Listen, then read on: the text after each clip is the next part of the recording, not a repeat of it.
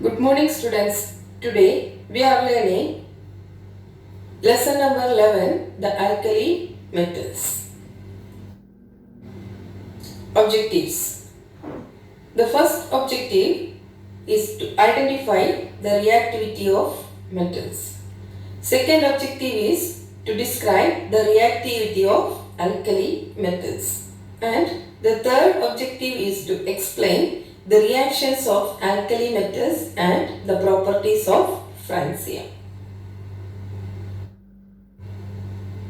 First, we are discussing the first objective, reactivity of alkali metals. The alkali metals are given below. That we already studied. Lithium, sodium, potassium, rubidium, cesium and francium are known as alkali metals. As you go down the group, the metals becomes more reactive. That means if you are going from lithium to francium, the reactivity of these metals are become more. From this picture, it is clear lithium is least reactive alkali metal and the francium is the most reactive alkali metals. Now we are discussing the relation between reactivity and size of metals. As we already discussed, if you are going from top to bottom, the reactivity of alkali metals are increasing. We don't know why. Now we are discussing why the reactivity is increasing. As we go down the group, the size of an alkali metals increase. Size increases, the reactivity also increases. That means that we already know lithium. Lithium belongs to second period. I told you the second period means there is two shell. Then when we comes to sodium, it belongs to the third period. So it has three shells. Potassium, it belongs to fourth period. So it has four shells and so on. If the number of shell is increasing, the size also increases. If the size is more, they are very reactive. That's why if you are coming from top to bottom in a periodic table, the alkali metals reactivity is increasing. That means the smaller metals are least reactive than bigger metals. See, the picture is given here, the size of the alkali metals. The first here it is taken, it is hydrogen, it is small one, then lithium, then sodium, potassium, rubidium and cesium. It is clearly seen in the picture, the size of the alkali metals are increasing. And the next picture, the same thing, it is represented by using shells. And we can see the first element, it has only one shell. Second element, it has two shell. Third element, three shell. And fourth element, four shell. And fifth element, it has five shells. That means shell is increasing, the size is increasing. Why lithium is least reactive than other alkali metals? We have to consider the following points. The bigger metals have more shells than smaller metals. That we already discussed. If the metal is big, they have more shells. If the metal is small, they have less number of shells. So, the bigger metals can lose its outer electrons faster than smaller metals. And also, if the metal is small, they can lose its electrons not very easily. But if the metal is big, it can lose its electrons very easily. Now we have to go to the next point. The loss of electron depends on the attraction between outer electron and the positive nucleus. We already learned the nucleus is positively charged because of protons inside the nucleus. And the electrons are negatively charged.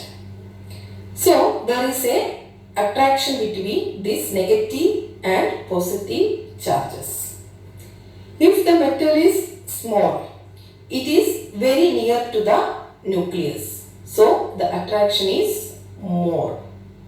For example, when you consider lithium, lithium has only two shells. So the electron and the nucleus is very close to each other. So the attraction is more. Attraction more means the losing tendency is less. Losing tendency less means it is less reactive. But we consider sodium or potassium. We consider potassium. The potassium, it has 4 shells. That means the outer shell, outer electron, it is in the 4th shell. So this electron is far from the nucleus. So the attraction between electron and nucleus is less. So losing tendency more. Losing tendency more means the reactivity also more. That's why the lithium, it is least reactive than other alkali metals. Lithium, it has only 2 shells, so electron nucleus attraction is more. Electron nucleus attraction more means the losing tendency less and the reactivity is less. So we have to go to that is the same thing as given in the 3rd point. If the size is less, the attraction is more. So the electron losing tendency is less and is less reactive. So now it is very clear why lithium is least reactive than other alkali metals. Or we can consider the other point why the reactivity of alkali metals are different, because the alkali metals, they have the same electrons in the outer shell, but they have different number of shells. The size is increasing from top to bottom.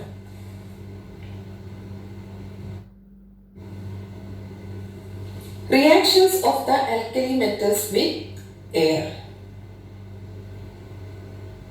We know alkali metals are reactive and it burns in air. If lithium burns, the flame color is red because the lithium oxide is forming. But the sodium burns, it gives another color, that is yellow flame.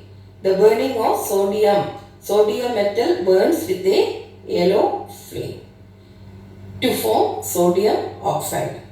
But the potassium burns with lilac flame due to the formation of potassium oxide.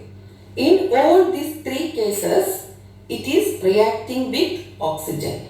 The flame color is different, but the oxide formation is same. Lithium oxide, sodium oxide and potassium oxide. So the general equation is 4m plus O2 gives 2m2O. Here m means it represents the alkali metals. We can replace this m by lithium or sodium or potassium or rubidium, like that. This is the reaction of alkali metals with the air. Now we are discussing the properties of francium that we already discussed in the first previous lesson.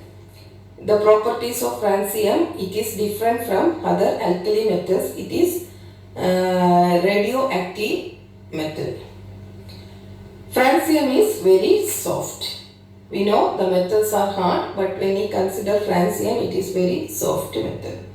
And if it is soft means its melting point is also very low. It's around room temperature. Room temperature means our atmospheric temperature. And the color of the metal, it is silvery metal, silver color, but will tarnish almost instantly air. Tarnish means when you keep this metal in air, its silvery color becomes black or something, that shiny appearance will go. And it will react violently with water to give francium hydroxide and hydrogen. Same like alkali metals, it will react, but the reaction is very violent reaction with water to form francium hydroxide and hydrogen. And it will be more reactive than cesium, and this is a radioactive metal, so it is very reactive metal. It is more reactive than other alkali metals and also than cesium.